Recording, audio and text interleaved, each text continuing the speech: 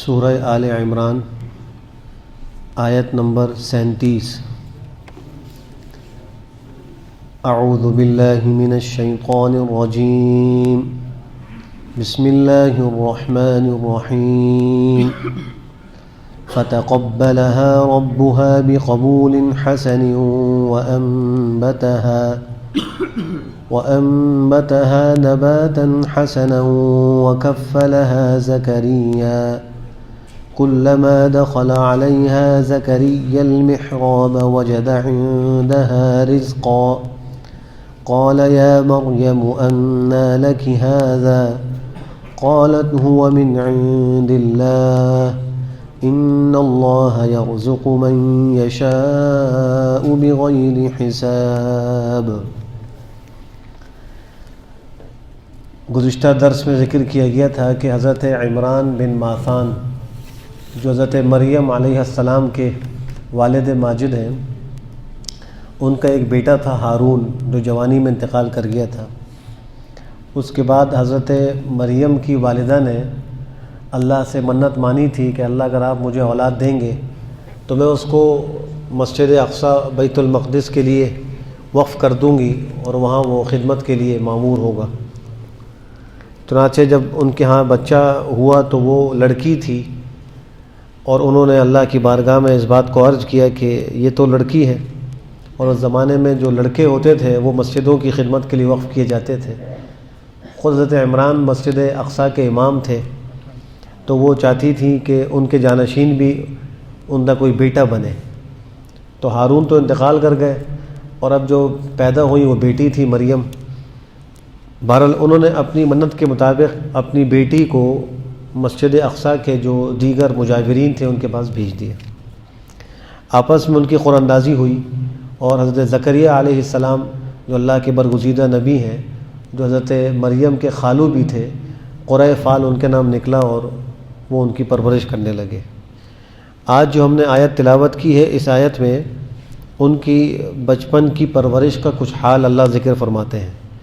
فتقبلها، پس قبول کر لیا ان کو، یعنی حضرت مریم کو، ربها، ان کے پروردگار نے، یہ قبول حسن، عمدہ قبول کرنا، بہت اچھے طریقے سے قبول کیا۔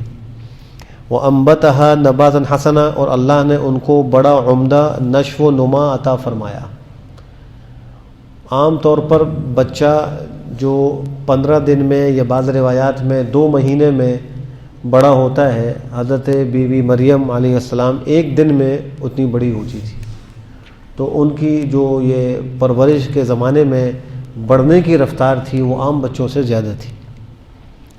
تو اللہ نے ان کو پروان چڑھایا عمدہ نباتن حسنا، عمدہ طریقے سے۔ وکفلها زکریا، اور ان کو اپنی کفالت میں لے لیا زکریا نے، حضرت زکریا نے ان کو اپنی کفالت میں لے لیا۔ انہوں نے یہ کیا کہ ایک کمرہ بنایا، زمین سے کچھ اونچا جالی دار کمرہ تھا، حضرت مریم کو انہوں نے اس کمرے میں رکھا۔ حضرت زکریا بھی وہیں پر ہوتے تھے، اللہ کی عبادت کرتے تھے۔ جب کہیں جانا ہوتا تھا تو کمرے کو تالا لگا کر جاتے تھے، اور جب ان کے پاس آتے تو تالا کھولتے، اندر دیکھتے کہ مختلف قسم کے پھل رکھے ہوئے ہیں، اور پھل بھی ایسے جو بے موسم کے تھے۔ گرمیوں کے پھل سردی کے زمانے میں، اور سردی کے زمانے میں گرمیوں کے پھل وہاں موجود ہوتے۔ تو وہ ان سے پوچھتے کہ میں تو تالا لگا کر گیا، تمہارے پاس کوئی آتا نہیں، تو یہ پھل کہاں سے آئے؟ تو انہوں نے فرمایا کہ یہ اللہ کی طرف سے آئے ہیں۔ حضرت زکریا علیہ السلام کو بھی اس واقعے کے دیکھنے کے بعد بڑھاپے میں اپنے لیے اللہ سے اولاد کی دعا مانگنے کی ہمت ہو گئی۔ حضرت زکریا علیہ السلام کی عمر 120 سال تھی، اور ان کی زوجہ محترمہ تقریباً 90 سال کی تھی، اور بانجھ تھی، اولاد کوئی نہیں تھی۔ جب انہوں نے دیکھا کہ حضرت بی بی مریم کو بے موسم کے اللہ پھل دے رہا ہے، تو اللہ خلاف عادت چیزیں، اللہ سے اس کا سوال کرنے میں کوئی حرج کی بات نہیں، قادر مطلق ہے۔ جو ذات موسم میں پھل لے کر آ سکتی ہے وہ بے موسم بھی لا سکتی ہے۔ تو پہلے وہ دعا اس لیے نہیں کرتے تھے کہ ان کو اس میں کچھ ایک حجاب ہوتا تھا کہ میں اللہ سے ایسی بات کی دعا مانگوں جو خلاف عادت ہے۔ میری بیوی کی عام طور پر بانجھ ہونے کے حالت میں اولاد نہیں ہوتی، تو عادت تو یہی ہے کہ اولاد نہیں ہوتی بانجھ عورت کی، لیکن اللہ تو قادر ہے بانجھ عورت سے اولاد دے دے۔ وہ اللہ سے سوال اس لیے نہیں کرتے تھے کہیں یہ سوال بے ادبی میں نہ آ جائے، اللہ کی شان کے خلاف نہ ہو، لیکن جب دیکھا کہ حضرت مریم کو بے موسم کے پھل مل رہے ہیں تو ان کو یہ خلاف عادت دعا مانگنے کی ہمت ہو گئی۔ یقین تو پہلے ہی تھا اللہ کی قدرت کا۔ تو فرمایا کلما دخل علیہا زکریا المحراب، جب بھی ان کے پاس تشریف لاتے زکریہ محراب میں یعنی اس جالی دار کمرے میں، وجد عندہا رزقا، تو پاتے ان کے پاس میوے، قالا، تو وہ فرماتے اے مریم یہ تمہارے پاس کہاں سے آئے؟ وہ کہتی کہ یہ اللہ کی طرف سے ہے، بے شک اللہ روزی دیتا ہے جس کو چاہتا ہے بغیر حساب کے۔ ہنالک دعا زکریا ربہ قال رب هب لي من لدنك ذرية طيبة إنك سميع الدعاء، اس موقع پر دعا مانگی زکریہ علیہ السلام نے اپنے پروردگار سے، عرض کیا اے میرے پروردگار مجھے عطا کر دیجئے اپنی طرف سے پاکیزہ اولاد، بہترین اولاد، بے شک آپ دعاؤں کے سننے والے ہیں۔ علماء نے لکھا ہے جس کی اولاد نہ ہوتی ہو وہ یہ دعا بکثرت پڑھا کرے، رب هب لي من لدنك ذرية طيبة انك سميع الدعاء، اللہ اس کو انشاءاللہ اولاد عطا فرمائیں گے۔ دوسری بات یہ ہے کہ اللہ قادر مطلق ہے، یہب لمن یشاء اناثا ویہب لمن یشاء الذکور او یزوجہم ذکرانا واناثا ویجعل من یشاء عقیما، جس کو اللہ چاہتا ہے لڑکے دیتا ہے، جس کو چاہتا ہے لڑکیاں دیتا ہے، جس کو چاہتا ہے دونوں دیتا ہے، جس کو چاہتا ہے بانجھ بنا دیتا ہے، کچھ بھی نہیں دیتا۔ تو اس اولاد کے مسئلے میں سارا کا سارا اختیار اللہ کا ہے، نہ یہ مرد کے اختیار میں نہ عورت کے اختیار میں۔ آج بہت سے لوگ بچیوں کی پیدائش پر عورتوں کو متہم کرتے ہیں اور ان کو باتیں سنائی جاتی ہیں کہ تم تو خالی بچیاں ہی لے کر آتی ہو، کوئی لڑکا نہیں پیدا کر سکتی۔ اس عورت کا اس میں ذرہ برابر کوئی قصور نہیں ہے، یہ سارا اختیار تو اللہ کے قبضہ قدرت میں ہے۔ جس کو اولاد نرینہ چاہیے ہو وہ اللہ سے دعا مانگے۔ حضرت زکریا نے اللہ سے دعا مانگی، یہ سبق ہے قیامت تک آنے والی انسانیت کے لیے کہ جس کو اولاد کی ضرورت ہو اللہ سے مانگے، اللہ ہی دینے والے ہیں۔ دوسری بات یہ کہ حضرت مریم کو جو بے موسم کے پھل ملتے تھے حضرت مریم کی کرامت تھی۔ ایک ہوتا ہے معجزہ، ایک ہے کرامت۔ معجزہ بھی اللہ کا فعل ہے اور کرامت بھی اللہ کا فعل ہے۔ دونوں میں فرق یہ ہے کہ معجزہ اللہ کے نبی کے ہاتھ پر اللہ کے حکم سے ظاہر ہوتا ہے، اور کرامت اللہ کے ولی اور نیک بندے کے ہاتھ پر اللہ کے حکم سے ظاہر ہوتی ہے۔ تو معجزہ غیر نبی کے ہاتھ پر ظاہر نہیں ہو سکتا، جس کے ہاتھ پہ ظاہر ہوگا وہ اللہ کا نبی ہوگا، اللہ اپنے نبی ہی کو معجزہ دیتا ہے۔ نبی کے علاوہ جس کو جو مافوق العادت کوئی چیز مل جائے یا اس کے ہاتھ پہ ظاہر ہو جائے تو وہ کرامت ہے۔ اب حضرت مریم کو بچپن میں بے موسم کا جو پھل ملا یہ ان کی کرامت تھی، اور عقائد کے باب میں یہ عقیدہ ہے اہل سنت والجماعت کا کہ کرامات الاولیاء حق، اولیاء کی کرامات برحق ہے، اس کا انکار نہیں کرنا چاہیے۔ یہ الگ بات ہے کہ کسی ولی کے قبضے میں اس کرامت کو ظاہر کرنا نہیں ہے، وہ اللہ کا فعل ہے۔ جیسے نبی کے قبضے میں معجزے کو ظاہر کرنا نہیں ہے، نبی اپنے اختیار سے معجزہ ظاہر نہیں کر سکتا، اللہ جب چاہتے ہیں اپنے نبی کے ہاتھ پر معجزہ ظاہر فرما دیتے ہیں۔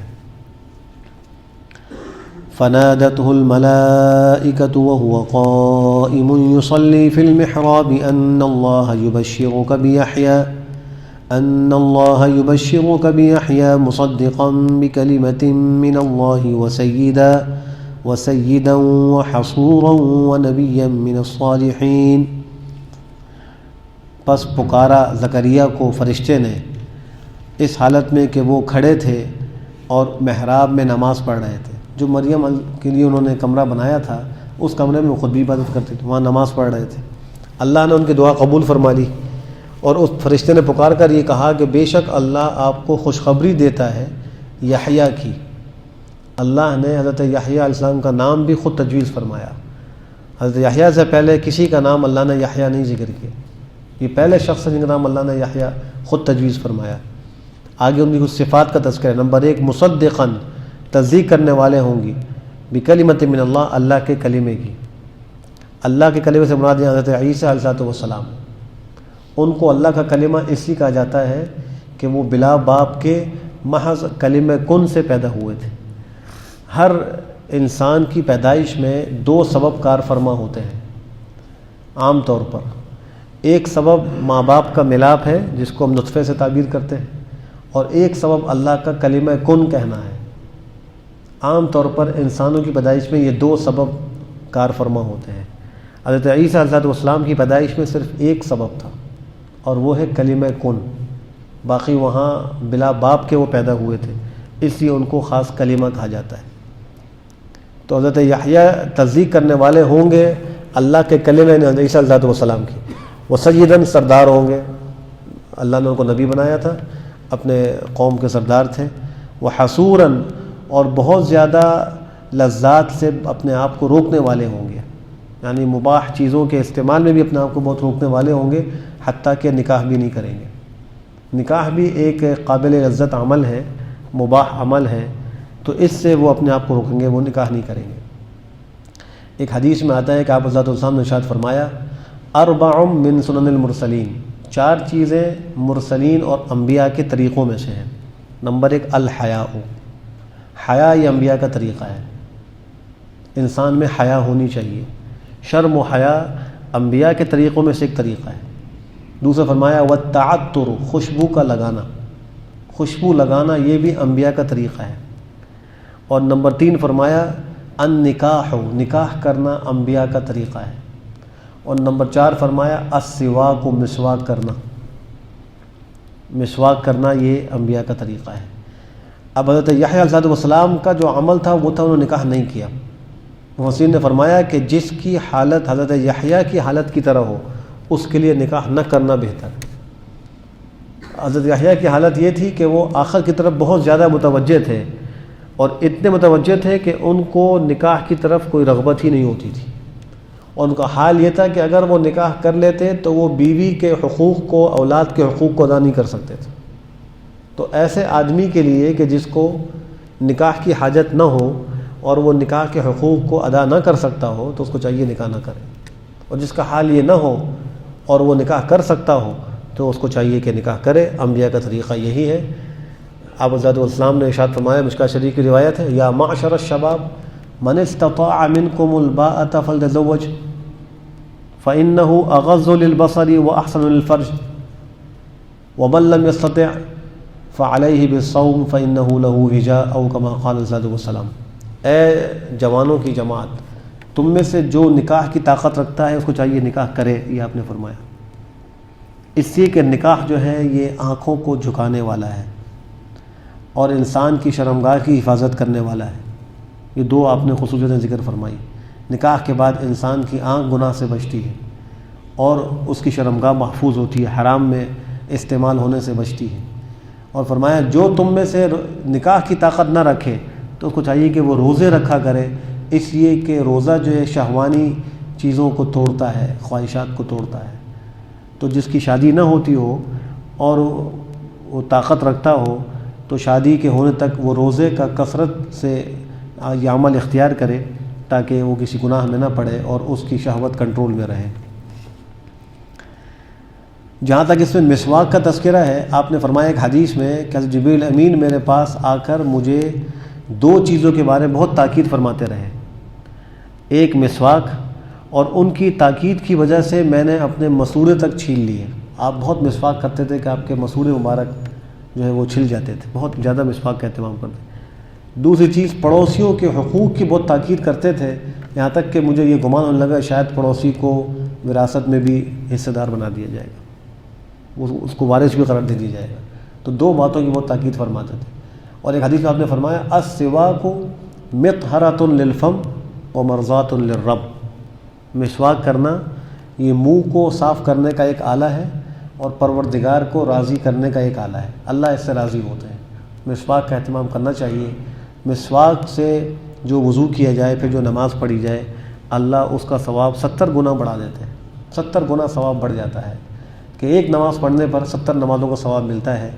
اتنی ایک یہ اہم سنت ہے جو آج مسلمانوں کے معاشرے سے بہت کم ہو گئی، اس معاشرے میں بہت کم ہو گئی، اس کا استعمال بہت کم ہو گیا۔ جو ٹوتھ برش ہے اگرچہ یہ منہ کو تو صاف کر دیتا ہے لیکن مسواک کی سنت کے لیے کافی نہیں ہے۔ کسی کے پاس کسی موقع پر مسواک نہ ہو اور وضو کر رہا ہو تو مسواک کے قائم مقام اس کے ہاتھ کی انگلی یا انگوٹھا ہے، تو اس کو چاہیے کہ اپنے دانتوں پر، مسوڑوں پر اپنی انگلی سے جو ہے وہ اس کو مل لے یا اپنے انگوٹھے کو اس پر مل لے تو یہ مسواک کے قائم مقام ہوگا. ٹوتھ برش مسواک کے قائم مقام نہیں ہے. تو اگر کسی نے صبح کی نماز کے لیے اٹھائے اور ٹوتھ پیسٹ کیا ہے تو مسواک الگ کرے, ٹوتھ پیسٹ الگ کر لے, کوئی حرج کی بات نہیں ہے. رات کو سوتے وقت مسواک کر کے سوئیں, جب بیدار ہو, منہ کا ذائقہ کچھ متغیر محسوس ہو, اس وقت مسواک کرنی چاہیے. مسواک کون سا ہونا چاہیے؟ مسواک کے اندر پیلو کی جو مسواک ہے وہ اولا ہے. باقی کسی بھی درخت کا کوئی بھی ہو, نیم کا ہو, کوئی اور لکڑی کا کوئی ٹکڑا درخت کا آپ لے لیں, وہ سب اس کو مسواک کہا جائے گا. البتہ وہ ایک بالش کے برابر لمبی ہو اور شہادت کی انگلی جو ہوتی ہے اس کے برابر اس کی کم سے کم موٹائی ہو. زیادہ بھی ہو تو کوئی حرج نہیں ہے, لیکن اتنا ہو, اس سے چھوٹی نہ ہو. پھر جب وہ کچھ دن استعمال کر لیں اس کا سر کاٹ دیں, اس کو چھوٹا کرتے جائیں, بالکل چھوٹی ہو جائے تو پھر دوسری مسواک استعمال کر لیں. لیکن مسواک کا استعمال ہونا چاہیے. اس کے فائدوں میں لکھا ہے کہ مرتے وقت کلمہ شہادت نصیب ہوتا ہے. مسواک کا جو عادی ہو اس کو موت کے وقت کلمہ نصیب ہوگا. جیسے بھنگ اور افیون کے عادی کے لیے ایک وعید یہ ہے کہ وہ مرتے وقت کلمہ شہادت وہ بھول جائے گا. جو کسی نشے کا عادی ہو, بھنگ یا افیون وغیرہ کا, تو نشے کے عادی کے لیے اس نشے کے استعمال کا ایک بڑا نقصان یہ ہے کہ موت کے وقت اس کو کلمہ یاد نہیں آئے گا. اللہ سب کی حفاظت فرمائے. اور مسواک کرنے والے کو موت کے وقت کلمہ یاد آ جائے گا. اور حدیث شریف کی روح سے من کان آخر کلامہ لا الہ الا اللہ دخل الجنہ, جس کا آخری کلام لا الہ الا اللہ ہو وہ سیدھا جنت میں داخل ہو جائے گا. قال رب أنى يكون لي غلام وقد بلغني الكبر وامرأتي عاقر قال كذلك الله يفعل ما يشاء. جب ان کو خوشخبری مل گئی تو انہوں نے اللہ کی بارگاہ میں یہ عرض کیا کہ مجھے کوئی علامت تو بتلا دیجیے. اس علامت سے پہلے ایک بات بطور کیفیت کے وہ سوال کر رہے ہیں کہ میرے لڑکا کیسے ہوگا, اس کی کیفیت کیا ہوگی. کیا میں اور میری بیوی ایسے ہی بڑھاپے کی حالت میں ہوں گے یا ہمیں جوان کر دیا جائے گا. اس لیے کہ عادتاً تو اولاد محال ہے, اسباب کی روح سے تو اولاد نہیں ہو سکتی, چونکہ میں بہت بوڑھا ہو گیا ہوں, بیوی میری بانجھ ہے. تو آیا ہم دونوں اسی کیفیت میں ہوں گے, ہماری اولاد ہو جائے گی یا ہمیں جوانی دی جائے گی.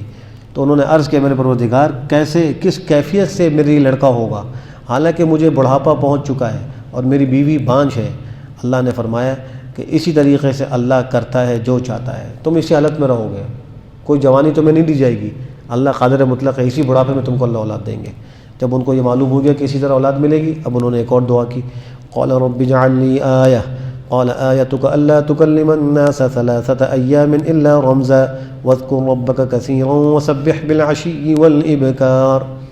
انہوں نے اس کے میرے پروردگار میرے لیے کوئی علامت مقرر کر دیجیے. علامت کیا ہوگی کہ میری اہلیہ امید سے ہو گئی ہیں. اللہ نے فرمایا تمہاری نشانی یہ ہوگی کہ تم لوگوں سے 3 دن تک کلام نہیں کر سکو گے مگر اشارے سے. زبان سے تم کوئی کلام نہیں کر سکو گے, اشارے سے تم بتلا سکو گے بھائی وضو کر لو, نماز کا وقت ہو گیا, نماز پڑھ لو, اللہ کی عبادت کر لو. یہ باتیں تم اشارے سے کرو گے, زبان سے نہیں کہہ سکو گے. زبان سے تمہارے صرف اللہ کا ذکر ہی نکلے گا. وَاذْكُرْ رَبَّكَ اور یاد کرو اپنے رب کو, کثیراً بہت زیادہ, وَسَبِّحْ اس کی پاکی بیان کرو, بالعشی والابکار صبح و شام, یعنی ہر وقت اللہ کی پاکی بیان کرو. انسان کی زبان اللہ کے ذکر سے رطب اللسان رہنی چاہیے. انہوں نے جو علامت اللہ سے مانگی اس کا مقصد یہ تھا تاکہ میں اس علامت کے ظاہر ہونے کے بعد آپ کا شکر ادا کروں. اللہ نے اتنی بڑی مہربانی فرمائی کہ علامت ہی ایسی مقرر کر دی کہ آپ عام کلام کے قابل ہی نہیں رہیں گے, صرف اللہ کے ذکر کے قابل رہیں گے. تو زبان سے آپ شکریہ ادا کریں گے. اللہ سبحانہ و تعالی ہمیں قرآن کریم پڑھنے, سمجھنے, عمل کرنے کی توفیق نصیب فرمائے. الحمد للہ رب العالمین والعاقبۃ للمتقین والصلاة والسلام علی خیر خلقہ محمد وعلی آلہ وصحبہ اجمعین. اللهم ارنا الحق حقا وارزقنا اتباعه وارنا الباطل باطلا وارزقنا اجتنابه. ربنا آتنا في الدنيا حسنة وفي الآخرة حسنة وقنا عذاب النار. اللهم ألف بين قلوبنا وأصلح ذات بيننا واهدنا سبل السلام ونجنا من الظلمات إلى النور وجنبنا الفواحش ما ظهر منها وما بطن وبارك لنا في أسماعنا وأبصارنا وأزواجنا وقلوبنا وذرياتنا وتب علينا إنك أنت التواب الرحيم واجعلنا شاكرين لنعمتك مثنين بها قابليها وأتمها علينا. ربنا تقبل منا إنك أنت السميع العليم وتب علينا إنك أنت التواب الرحيم. وصلى الله تعالى على خير خلقه محمد وعلى آله وصحبه أجمعين برحمتك يا أرحم الراحمين. عام طور پہ کہا جاتا ہے کہ یہ معجزہ ہو گیا, یہ معجزہ ہو گیا. ہے نا. یہ عرف میں کہتے ہیں اصلاحی معجزہ نہیں ہوتا. جو چیز ما فوق العادت ہو اس کو عام تعبیر میں کہہ دیتے ہیں. وہ اصلاحی معجزہ نہیں ہے. اصلاحی معجزہ وہ ہوتا ہے جو اللہ اپنے نبی کے